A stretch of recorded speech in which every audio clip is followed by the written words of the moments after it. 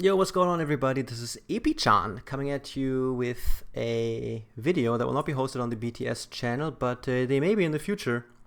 This isn't an epiChat, this is more a private kind of thing, but will probably be a podcast type content as well, because it's just thoughts on a certain topic, but because it doesn't really tie into the epiCHATS thing and it isn't strictly... what am I trying to say? It doesn't strictly kind of... Frick! What is it? What's the word I'm looking for? It doesn't strictly touch the current Dota happenings and such. Well, actually it does, but I don't know. I just felt right to do the first thing, or this particular video, just for my own, on my channel, which I apologize for to the people that care for this topic, because obviously this is not going to get nearly as many views as opposed to hosting it on BTS. But once I get my podcasting thing kind of sorted out, and perhaps once I'm able to also include camera and such in my podcasting, wow, then I'm going to be able to upload these types of things on the BTS channel as well. At any rate, if you are here, what's up? Welcome. Stay a while. Let's talk about something I find extremely interesting, and that is girls in esports, especially in Dota. The social kind of evolution, how things are developing, what are the things that I think are interesting, and why it's important to talk about this kind of shit. So why do I think it's important to talk about this is because by talking about it, we create a sort of awareness about it. We make sure that people that listen to this type of stuff know what the opinion and the stance of some people is on these topics. And that in and of itself helps to sometimes even deter hurtful behavior, just by knowing that the way people's stances are towards some topics. So let's get one thing out of the way right off the bat. Girls in Dota have it pretty hard, and girls in Dota is a very interesting, just social, I don't want to call it a phenomenon because it's not unnatural or anything, but it's still, I do want to call it a phenomenon, because there's just so many things that I could talk about for hours when it comes to girls in Dota. But no matter what I'm going to say, the bottom line is that this is about inclusion. This is about getting to the place where when you find out that one of the players you're playing a game with is a girl, that it does not change a damn thing. It doesn't change anything. That's where we want to go to. And it's not that way at this point in time. And yeah, why this topic? Because I saw a video from, I think her name is pronounced Ashney Christ. Hello, in case you or anyone of the Desolators community is listening. I saw a video where she talked about the fact that she noticed on real life events that girls were just kind of scattered about, and not really girls hanging out too much in just groups to the same degree as guys would. And this is a thing that really kind of resonated with me. I mean, this phenomenon that she mentioned can be explained, in my opinion, due to the fact that if you're a female playing Dota, the odds of you meeting just 4 other girls to party up with and play just naturally are very slim. So probably like 1 in 1,000 or something. That's why I think most girls that play Dota regularly tend to have 4 other dudes in their party when they play, which means that just kind of becomes the set group. Then maybe a few other people join the group, but it will very rarely be a full group of girls. Probably never a full group of girls just naturally develops. Like, in order for girls to have a regular playing party that's all female, they would need to undertake steps, conscious steps, to make that happen. Whereas as guys, it just kind of naturally happens. So that's the first difference. The second difference is that now consider that you have 100 Dota groups where, let's say, 60 of these groups are all guys, 30 of these groups are 4 guys with 1 girl, and 10 are groups where there's a higher percentage of girls. But you get the picture. In the end, it's just a lot. It's very male dominated. And this, if you scale that to a stadium size for like ESL Frankfurt, then obviously you're going to have girls scattered across the crowd. However, another thing she touched upon is that when she watched a stream of another girl, she would catch herself judging that person. And that is something that happens in real life as well, I can guarantee you, with many girls. And that is also a deterrent that leads to them, where it's not as likely for girls to just say, yo, what's up, fellow Dota pal, let's chill out, watch the games, see if we work together. If it doesn't, then that's fine and stuff. And this is exactly where we want to get to, where gender does not play a bigger role than it needs to, because gender will at some level always play a role, simply because of the fact that many, and I need to structure my thoughts a bit, because once I start rambling, I get very, very unorganized, so I apologize beforehand. I'm just going to throw these things out there because, again, my purpose is get the thoughts out there, get kind of a discussion going, and I encourage you more than anything, or more than in other videos, to comment on this video, to hit me up on Twitter. I mean, if I get a follow along the way, that would be amazing. Let me know your thoughts. I'm really interested in that. So let's get right into it. So obviously gender will always play a role, but that's why I say we need to get to a point where gender does not play a bigger role than necessary. Now, why right now gender plays a relatively big role, in my opinion, is due to the fact that the average age of the Dota group is relatively young. I would guess perhaps like 16, something like that.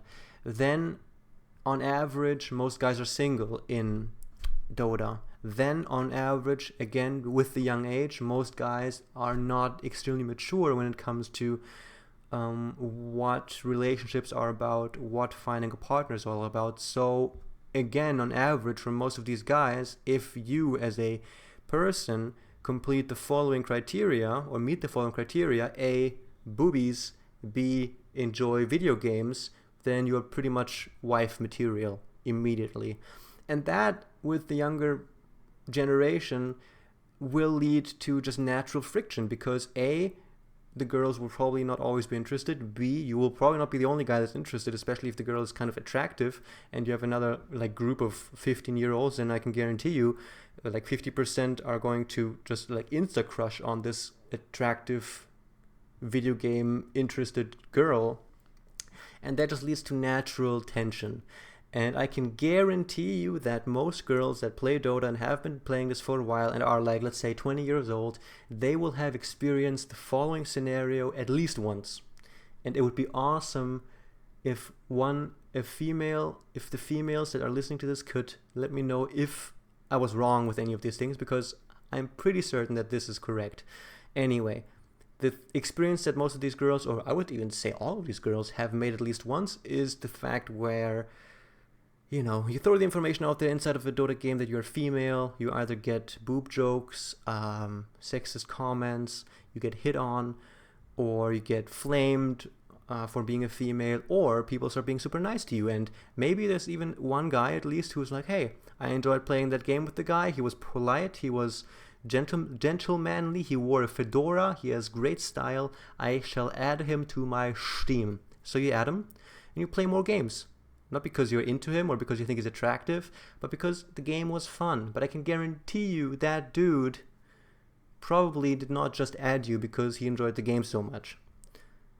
Anyway, so what I'm getting at is that many of you girls will probably have gone through the phase where you get to know a guy, you add the guy, you play with the guy, and the guy, after anywhere from 20 minutes of playing with them to 5 years after playing with them, will come up to you and say, I love you, I fell in love with you, I cannot continue playing with you on this friendship basis, let us call our relationship something else and then get on with it, and then we shall be happy. And then that's the point where the girl either says, no, you're a friend, or the girl says yes, which probably doesn't happen very often. Because if that were, anyway, no, that's another story. Probably doesn't happen very often. Or it just goes, if the guy says, no, we can't be friends, I need you to decide, and then the gaming relationship at that point just ends. And that's very sad. And this is where I guess my credentials come in, because my last relationship, which ended about a year ago, I've had that relationship for about 5 to 6 years. And we're both gamers, and I got her into Dota quite a bit. She played regularly, and I can like there was just a lot of friendships in her life that were just ruined because people fell in love with her. And I can, many girls will probably be able to relate to this. And from the girl's perspective, you just like the guy and you want to play games with him because you enjoy the company, and you would consider them even good friends. But then all of a sudden there's like this doomsday, and this has happened more than once with my ex-girlfriend. And from my end, I tried to always after a certain point where I was able to deal with it and stuff, I was able to just say, okay, if you do just want to, I'm not gonna tell you to stop being in contact with that person.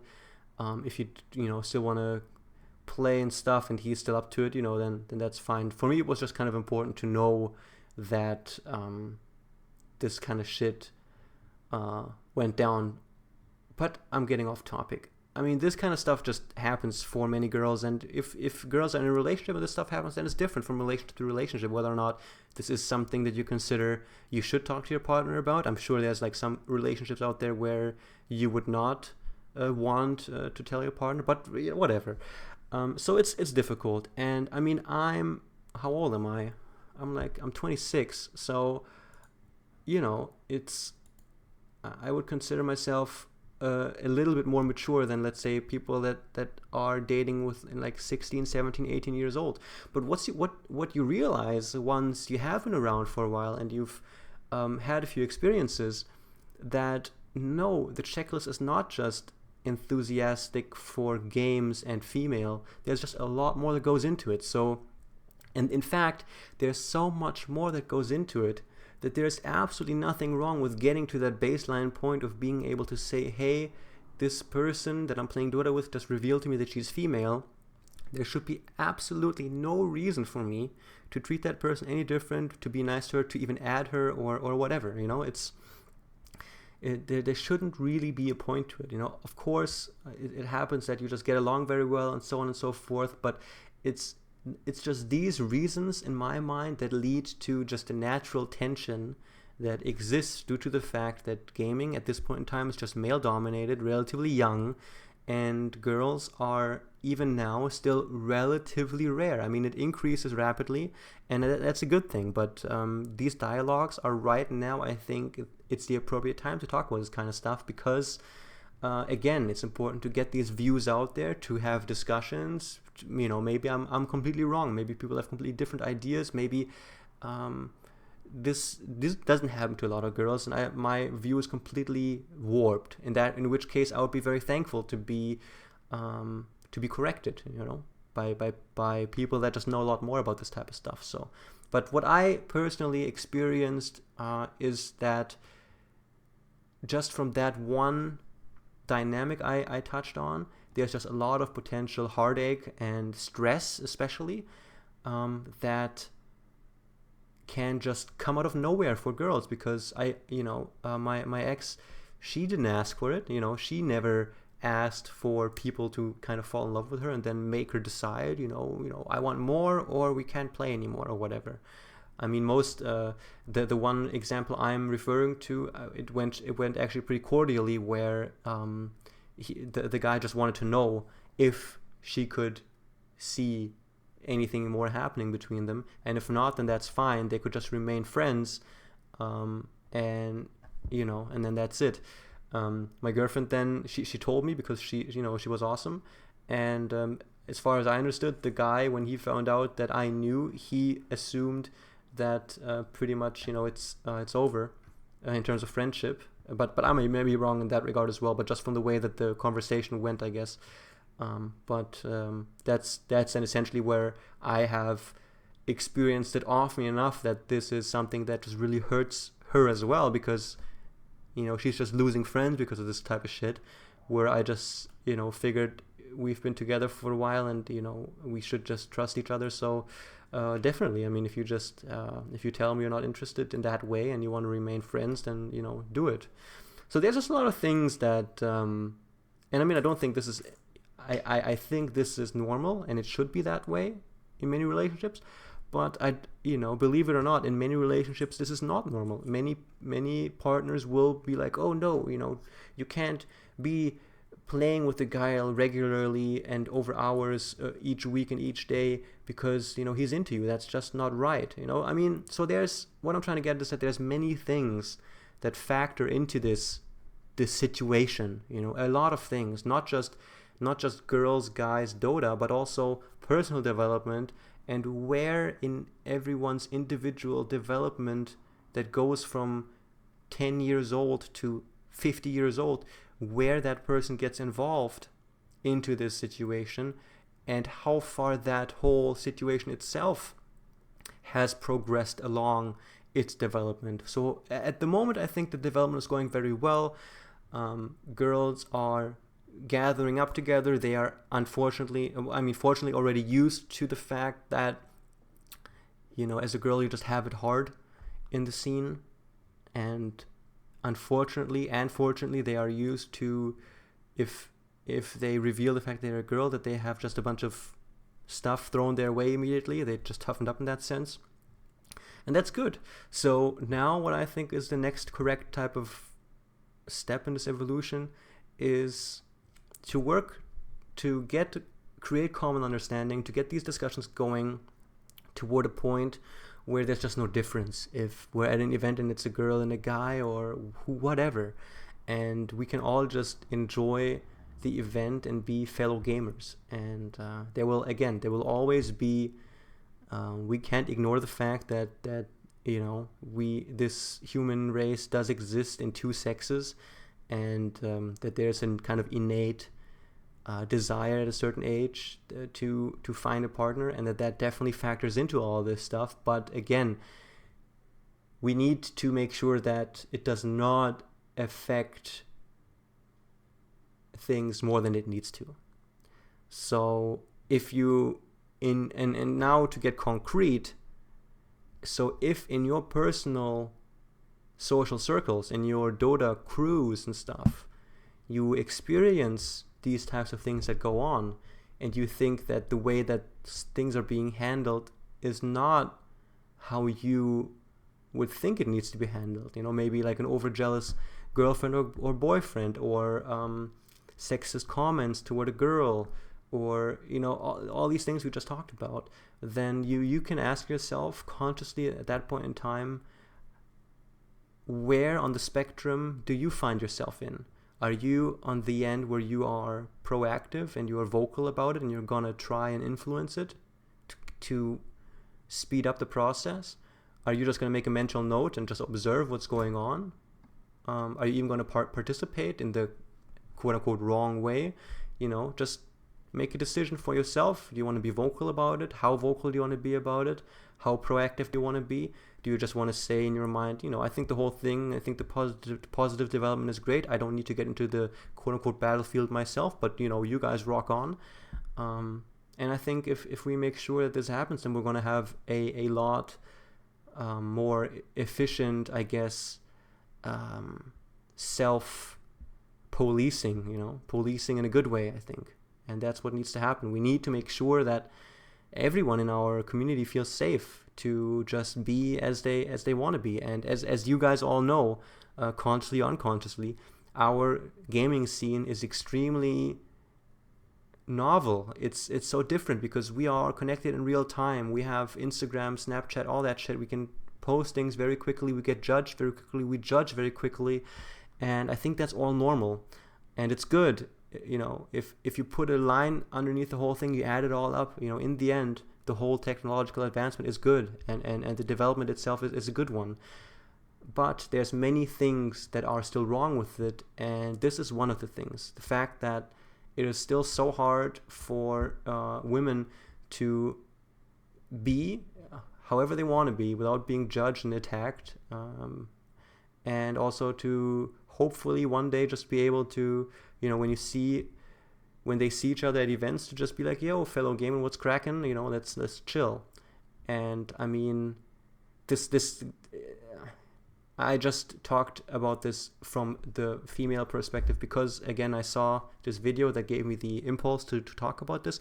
But obviously this goes for guys as well. And there's many things that with guys and gaming and the development are important to pay attention to and to proactively work on, in my opinion. And there's things that apply to both sexes equally that are wrong, quote unquote, with the scene and we need to work on. So a lot of stuff that we can work on. So let's just make sure that the baseline, the overall just approach to the whole thing is positive, is with the intent to create a fair and supportive type of open community, but still keep our coolness in the memes, you know. So it's I think an interesting thing. I like the way the development has been going. Maybe I'm taking this way too seriously, but you know, I just saw a lot of different videos and articles, and just from again personal experiences, I'm pretty passionate about this topic. So I figured I'm going to throw this video out there, and please don't let me have made this video in vain. You know, give it a thumbs up, maybe even subscribe to my channel. That would appreciate the fuck out of you. Follow me on Twitter and let me know in the comments or on Twitter what you think. And this is not just the standard stuff that you hear every YouTuber say. Please, really, let me know what you think about this. Was I wrong? Well, actually, I'm not the kind. I don't like being told you're wrong. You know, I prefer having constructive discussions. But you know, I'm not going to tell you how to write and shit. Just please let me know what you think about the whole thing.